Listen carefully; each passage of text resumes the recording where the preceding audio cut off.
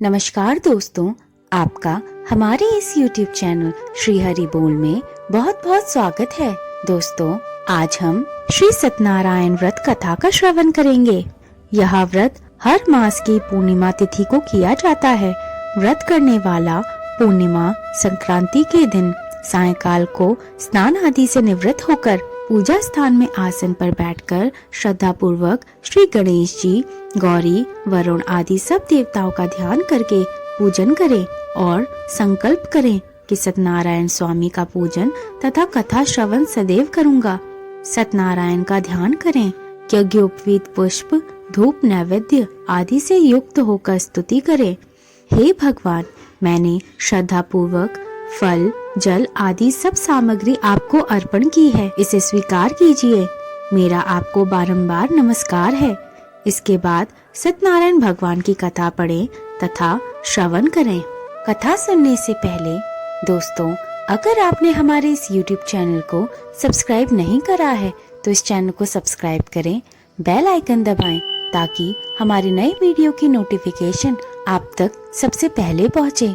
इस वीडियो को लाइक और शेयर भी जरूर करें। श्री सत्यनारायण कथा का पहला अध्याय। एक समय नैमिषारण्य तीर्थ में शौनकादि 88,000 ऋषियों ने श्री सूत जी से पूछा, हे प्रभु, इस कलयुग में वेद विद्या रहित मनुष्यों को प्रभु भक्ति किस प्रकार मिलेगी तथा उनका उद्धार कैसे होगा?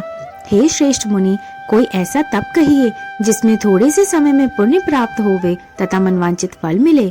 वह कथा सुनने की हमारी इच्छा है। सर्व शास्त्र ज्ञाता श्री सूत जी बोले, हे वैष्णवों में पूज्य, आप सबने प्राणियों के हित की बात पूछी है। अब मैं उस श्रेष्ठ व्रत को आपसे कहूँगा जिस व्रत को नारद जी ने श्री लक्ष्मी नारायण जी से पूछा था और लक्ष्मीपति ने मुनि श्रेष्ठ नारद से कहा था। सो ध्यान से सुनो। एक समय योगीराज नारद जी दूसरों के हित की इच्छा से अनेक लोकों में घूमते हुए मृत्यु लोक में आ पहुँचे। यहाँ अनेक योनियों में जन्मे हुए प्राय सभी मनुष्यों को अपने कर्मों के द्वारा अनेकों दुखों से पीड़ित देखकर सोचा कि इस यत्न के करने से निश्चय ही दुखों का नाश हो सकेगा। ऐसा मन में सोचकर विष्णु लोक को गए। वहाँ श्वेत वर्ण और 4 भुजाओं वाले देवों के ईश नारायण को, जिनके हाथ में शंख, चक्र, गदा और पद्म थे तथा वरमाला पहने हुए थे, देखकर स्तुति करने लगे। हे भगवान, आप अत्यंत शक्ति से संपन्न हैं। मन तथा वाणी भी आपको नहीं पा सकती। आपका आदि मध्य अंत नहीं है। निर्गुण स्वरूप सृष्टि के कारण भक्तों के दुखों को नष्ट करने वाले हो। आपको मेरा नमस्कार है। नारद जी से इस प्रकार की स्तुति सुनकर श्री विष्णु भगवान बोले कि हे मुनि श्रेष्ठ, आपके मन में क्या है? आपका किस काम के लिए आगमन हुआ है? निसंकोच कहो। तब नारद जी बोले, मृत्यु लोक में सब मनुष्य अनेक योनियों में पैदा हुए हैं। अपने अपने कर्मों के द्वारा अनेक प्रकार के दुखों से दुखी हो रहे हैं। हे नाथ, मुझ पर दया रखते हो तो बताइए कि उन मनुष्यों के सब दुख थोड़े से प्रयत्न से कैसे दूर हो सकते हैं? श्री भगवान बोले, हे नारद, मनुष्यों की भलाई के लिए तुमने बहुत अच्छी बात पूछी है। जिस काम को करने से मनुष्य मोह से छूट जाता है वह मैं कहता हूँ। सुनो। बहुत पुण्य देने वाला स्वर्ग तथा मृत्यु लोक दोनों में दुर्लभ एक उत्तम व्रत है। आज मैं प्रेमवश होकर तुमसे कहता हूँ। सत्यनारायण का व्रत अच्छी तरह विधि पूर्वक करके मनुष्य तुरंत ही यहाँ सुख भोग कर मरने पर मोक्ष को प्राप्त होता है। श्री भगवान के वचन सुनकर नारद मुनि बोले, उस व्रत का फल क्या है? क्या विधान है? किसने यह व्रत किया है और किस दिन यह व्रत करना चाहिए? विस्तार से कहो। भगवान बोले, दुख शोक आदि को दूर करने वाला, धन धान्य को बढ़ाने वाला, सौभाग्य तथा संतान को देने वाला यह व्रत सब स्थानों पर विजय करने वाला है। भक्ति और श्रद्धा के साथ किसी भी दिन मनुष्य श्री सत्यनारायण की शाम के समय ब्राह्मणों और बंधुओं के साथ धर्मपरायण होकर पूजा करे। भक्ति भाव से नैवेद्य, केले का फल, घी और गेहूं का चूर्ण सवाया लेवे। गेहूं के अभाव में साठी का चूर्ण, शक्कर तथा गुड़ ले और सब भक्षण योग्य पदार्थ जमा करके भगवान को अर्पण करे तथा बांधुओं सहित ब्राह्मणों को भोजन करावे। उसके पश्चात स्वयं भोजन करे। नृत्य गीत आदि का आचरण कर सत्यनारायण भगवान का स्मरण करता हुआ समय व्यतीत करे। इस तरह व्रत करने पर मनुष्य की इच्छा निश्चय पूरी होती है। विशेषकर कली काल में मृत्यु लोक में यही मोक्ष का सरल उपाय है। इति श्री सत्यनारायण व्रत कथा का प्रथम अध्याय संपूर्ण। बोलो सत्यनारायण भगवान की जय। श्री सत्यनारायण दूसरा अध्याय। श्री सूत जी बोले, ऋषियों, जिसने पहले समय में इस व्रत को किया है उसका इतिहास कहता हूँ, ध्यान से सुनो। सुंदर काशीपुर नगरी में एक अत्यंत निर्धन ब्राह्मण रहता था। वह भूख और प्यास से बेचैन हुआ नित्य पृथ्वी पर घूमता था। ब्राह्मणों से प्रेम करने वाले भगवान ने ब्राह्मण को दुखी देखकर बूढ़े ब्राह्मण का रूप धर उसके पास जा आदर से पूछा, हे विप्र, नित्य दुखी हुआ पृथ्वी पर क्यों घूमता है? श्रेष्ठ ब्राह्मण, यह सब मुझसे कहो, मैं सुनना चाहता हूँ।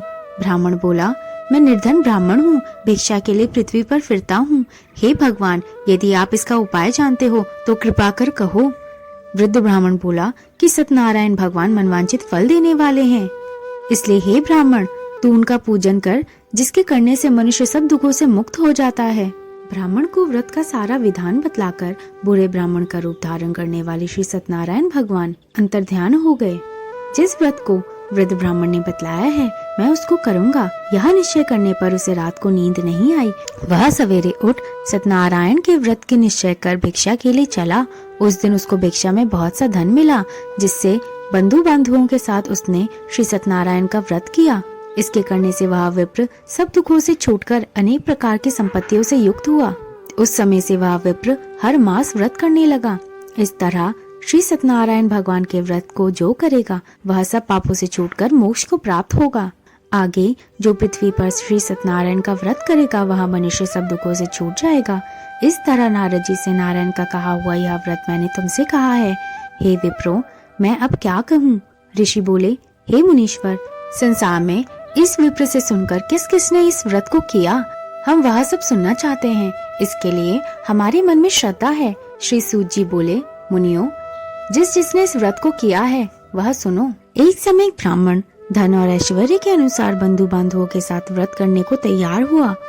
उसी समय एक लकड़ी बेचने वाला बूढ़ा आदमी आया और बाहर लकड़ियों को रखकर विप्र के मकान में गया। प्यास से दुखी लकड़हारा उनको व्रत करते देख विप्र को नमस्कार करके कहने लगा कि आप यहाँ क्या कर रहे हैं और इसके करने से क्या फल मिलेगा, कृपा कर मुझसे कहो। ब्राह्मण ने कहा, सब मनोकामनाओं को पूरा करने वाला यह श्री सत्यनारायण भगवान का व्रत है। इसी की कृपा से मेरे यहाँ धन धान्य आदि की वृद्धि हुई है। विप्र से इस व्रत के बारे में जानकर लकड़हारा बहुत प्रसन्न हुआ। चन्नामृत ले और प्रसाद खाने के बाद अपने घर को गया। लकड़हारे ने अपने मन में इस प्रकार का संकल्प किया कि आज ग्राम में लकड़ी बेचने से जो धन मिलेगा उससे श्री सत्यनारायण भगवान का उत्तम व्रत करूंगा। यहाँ मन में विचार कर कर वह बुरा ब्राह्मण लकड़ियों को अपने सर पर रखकर जिस नगर में धनवान लोग रहते थे वह ऐसे सुंदर नगर में गया। उस रोज वहाँ पर उसे उन लकड़ियों का दाम पहले दिनों से चौगुना मिला। तब वह बूढ़ा लकड़हारा दाम ले और अति प्रसन्न होकर पक्के केले की फली, शक्कर, घी, दूध, दही और गेहूं का चून आदि सत्यनारायण भगवान के व्रत के कुल सामग्रियों को लेकर अपने घर गया। फिर उसने अपने भाइयों को बुलाकर विधि के साथ भगवान जी का पूजन और व्रत किया। उस व्रत के प्रभाव से वह बूढ़ा लकड़हारा धन पुत्र आदि से युक्त होकर और संसार के समस्त सुखों को भोगकर वैकुंठ को चला गया। इति श्री सत्यनारायण कथा द्वितीय अध्याय संपूर्ण। बोलो श्री सत्यनारायण भगवान की जय। श्री सत्यनारायण तृतीय अध्याय। श्री सूत जी बोले, हे श्रेष्ठ मुनियों, अब आगे की कथा कहता हूँ, सुनो। पहले समय में उल्कामुख नाम का एक बुद्धिमान राजा था। वह सत्यवक्ता और जितेंद्रिय था। प्रतिदिन देव स्थानों पर जाता तथा गरीबों को धन देकर उनके कष्ट दूर करता था। उसकी पत्नी कमल के समान मुख वाली और सती साध्वी थी। भद्रशिला नदी के तट पर उन दोनों ने श्री सत्यनारायण का व्रत किया। उस समय वहाँ एक साधु वैश्य आया। उसके पास व्यापार के लिए बहुत सा धन था। वह नाव को किनारे पर ठहराकर राजा के पास आ गया और राजा को व्रत करता हुआ देखकर विनय के साथ पूछने लगा, हे राजन, भक्तियुक्त चित्त से यहाँ आप क्या कर रहे हैं? मेरी सुनने की इच्छा है, सो आप यहाँ मुझे बताइए। राजा बोला, हे साधु, अपने बांधवों के साथ पुत्र आदि की प्राप्ति के लिए एक महान शक्तिवान सत्यनारायण भगवान का व्रत व पूजन किया जा रहा है। राजा के वचन सुनकर साधु आदर से बोला, हे राजन, मुझसे इसका सब विधान कहो। मैं भी आपके कथा अनुसार इस व्रत को करूंगा। मेरी कोई भी संतान नहीं है और इससे निश्चय ही होगी। राजा से सब विधान सुनकर व्यापार से निवृत्त हो वह आनंद के साथ घर गया। साधु ने अपनी स्त्री से संतान देने वाले उस व्रत का समाचार सुनाया और कहा कि जब मेरी संतान होगी तब मैं उस व्रत को करूंगा। साधु ने ऐसे वचन अपनी स्त्री लीलावती से कहे। एक दिन उसकी स्त्री लीलावती पति के साथ आनंदित हो संसारिक धर्म में प्रवृत्त होकर श्री सत्यनारायण भगवान की कृपा से गर्भवती हो गई तथा 10वें महीने में एक सुंदर कन्या का जन्म हुआ। वो दिनों दिन इस तरह बढ़ने लगी जैसे शुक्ल पक्ष का चंद्रमा बढ़ता है। कन्या का नाम कलावती रखा गया। तब लीलावती ने मीठे शब्दों में अपने पति से कहा, जो आपने संकल्प किया था कि भगवान का व्रत करूंगा, अब आप उसे करिए। साधु बोला, हे प्रिय, इसके विवाह पर करूंगा। इस प्रकार अपनी पत्नी को आश्वासन दे वह नगर को गया। कलावती पितृगृह में वृद्धि को प्राप्त हो गई। साधु ने जब नगर में सखियों के साथ अपनी पुत्री को देखा तो तुरंत ही दूत बुलाकर कहा, पुत्री के वास्ते कोई सुयोग वर देख कर लाओ। साधु की आज्ञा पाकर दूत कंचन नगर पहुंचा और वहां बड़ी खोज और देखभाल कर लड़की के लिए सुयोग वणिक पुत्र को ले आया। उस सुयोग लड़के को देखकर साधु ने अपने बंधु बांधवों सहित प्रसन्नचित अपनी पुत्री का विवाह उसके साथ कर दिया। किंतु दुर्भाग्य से विवाह के समय भी उस व्रत को करना भूल गया। तब श्री भगवान क्रोधित हो गए और श्राप दिया कि तुझे दारुण दुख प्राप्त होगा। अपने कार्य में कुशल साधु बनिया जमाता सहित समुद्र के समीप स्थित रत्नपुर नगर में आया और वहां दोनों ससुर जमाई चंद्रकेतु राजा के उस नगर में व्यापार करने लगे। एक रोज भगवान श्री सत्यनारायण की माया से प्रेरित होकर चोर राजा का धन चुराकर भागा जा रहा था, किंतु राजा के दूतों को आता देखकर चोर ने घबराकर भागते हुए राजा के धन को वहीं चुपचाप रख दिया जहां वो ससुर जमाई ठहरे हुए थे। जब दूतों ने उस साधु वैश्य के पास जा राजा के धन को रखा देखा तो दोनों को बांधकर ले गए और प्रसन्नता से दौड़ते हुए राजा के समीप जाकर कहा, यह दो चोर हम पकड़ के लाए हैं, देखकर आज्ञा दें। तब राजा की आज्ञा से उसको कठिन कारावास में डाल दिया और उनका धन छीन लिया। सत्यनारायण भगवान के श्राप द्वारा उसकी पत्नी भी घर पर बहुत दुखी हुई और घर पर जो धन रखा था चोर चुरा कर ले गए। शारीरिक व मानसिक पीड़ा तथा भूख और प्यास से अति दुखित होकर अन्न की चिंता में कलावती एक ब्राह्मण के घर गई। वहां उसने श्री सत्यनारायण भगवान का व्रत होते देखा, फिर कथा सुनी तथा प्रसाद ग्रहण कर रात को घर आई। माता ने कलावती से कहा, पुत्री अब तक कहाँ रही, वह तेरे मन में क्या है? कलावती बोली, हे माता, मैंने एक ब्राह्मण के घर श्री सत्यनारायण भगवान का पूजन देखा है। कन्या के वचन सुनकर लीलावती भगवान के पूजन की तैयारी करने लगी। लीलावती ने परिवार और बांधवों सहित श्री सत्यनारायण भगवान का पूजन किया और वर मांगा, मेरे पति और दामाद शीघ्र आ जावे, और साथ ही प्रार्थना की कि हम सबका अपराध क्षमा करो। श्री सत्यनारायण भगवान इस व्रत से संतुष्ट हो गए और राजा चंद्रकेतु को स्वप्न में दर्शन देकर कहा, हे राजन, दोनों वैश्यों को प्रातः ही छोड़ दो और उनका सब धन जो तुमने ग्रहण किया है दे दो, नहीं तो मैं तेरा धन, राजपुत्र आदि सब नष्ट कर दूंगा। राजा से ऐसे वचन कहकर भगवान अंतर्धान हो गए। प्रातःकाल राजा चंद्रकेतु ने सभा में अपना स्वप्न सुनाया। फिर दोनों वाणिक पुत्रों को कारागार से मुक्त कर सभा में बुलाया।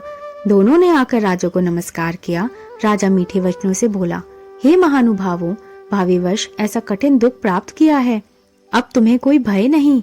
ऐसा कहकर राजा ने उनको नए नए वस्त्राभूषण पहनाए तथा उनका जितना धन लिया था उससे दूना धन देकर आदर सहित विदा किया।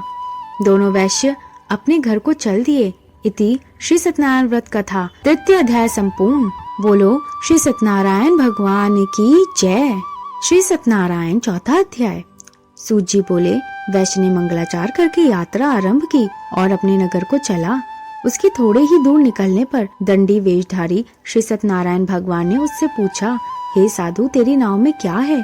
अभिमानी वाणिक हंसता हुआ बोला, हे दंडी, आप क्यों पूछते हो? क्या धन लेने की इच्छा है? मेरी नाव में तो बेल और पत्ते भरे हैं। वैश्य का कठोर वचन सुनकर भगवान ने कहा, तुम्हारा वचन सत्य हो। दंडी ऐसा कहकर वहाँ से दूर चले गए और कुछ दूर जाकर समुद्र के किनारे बैठ गए। दंडी के जाने पर वैश्य ने नित्य क्रिया करने के बाद नाव को ऊंची उठी देखकर अचंभा किया तथा नाव में बेल पत्ते आदि देखकर मूर्छे तो जमीन पर गिर पड़ा। फिर मूर्छा खुलने पर अत्यंत शोक प्रकट करने लगा।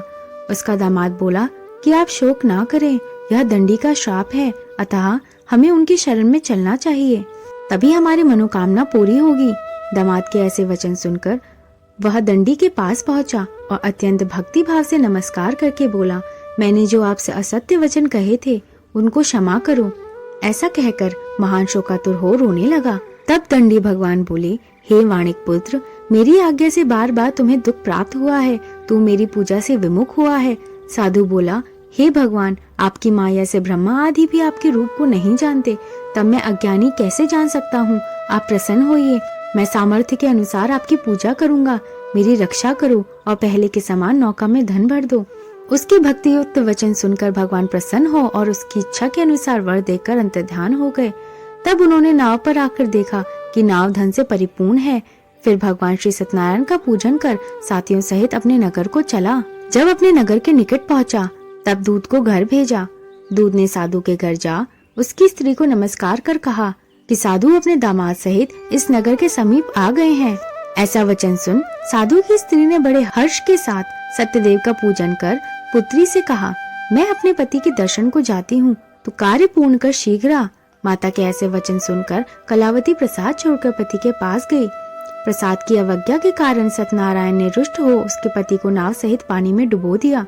कलावती अपने पति को ना देखकर रोती हुई जमीन पर गिर गई।